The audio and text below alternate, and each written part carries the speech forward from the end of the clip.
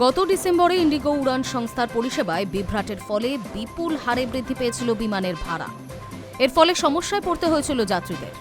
এবার সেই ব্যাপারে পদক্ষেপ করল বেসরকারি পরিবহন নিয়ামক সংস্থা ডিজিসিএ। তারা Indigo, air India, spice jet এবং আকাশ বিমান সংস্থাগুলির কাছ থেকে ভাড়ার তথ্য তলব করেছে।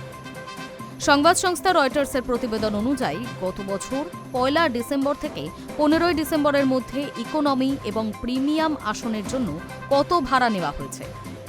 সব বিমান সংস্থাকে ইমেল করে এই সকল তথ্য সংস্থাগুলির কাছে জানতে চাইল ডিজিসিএ। পাঠানো ইমেলে আরও বলা হয়েছে, বিমান চলাচলে বিঘ্ন ঘটার সময় প্রভাবিত রুটগুলির ভাড়ার তথ্য দেওয়ারও নির্দেশ দেওয়া হয়েছে। গত বছর নভেম্বরের শেষ থেকে ডিসেম্বরের মাঝামাঝি সময় পর্যন্ত বিভিন্ন কারণে ইন্ডিগো বিপর্যয়ের জেরে দেশের উড়ান পরিষেবার ব্যবস্থা ব্যাহত হয়েছে।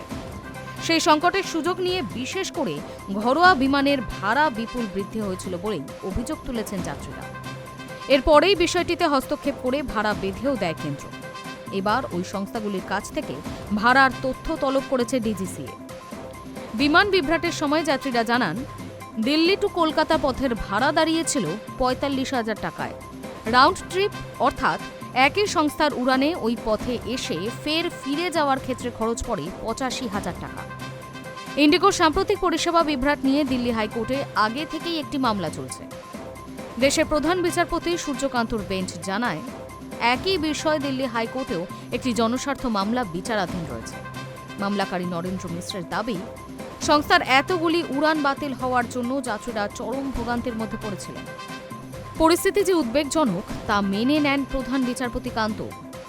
ইন্ডিগোর একের পর এক উড়ান বাতিলকে সংকট বলে উল্লেখ করে আদালত। কেন্দ্রের উদ্দেশ্যে হাইকোর্ট প্রশ্ন করেছিল, যদিও কোনো সংকট দেখা দেয়নি, তাহলে অন্য বিমান সংস্থাগুলিকে কিভাবে সুবিধা নেওয়ার অনুমতি দিতে পারে? কিভাবে বিমান ভাড়া ৩৫ থেকে ৪০,০০০ পর্যন্ত বাড়তে পারে? কি এমন ঘটতে পারে? Hi news network.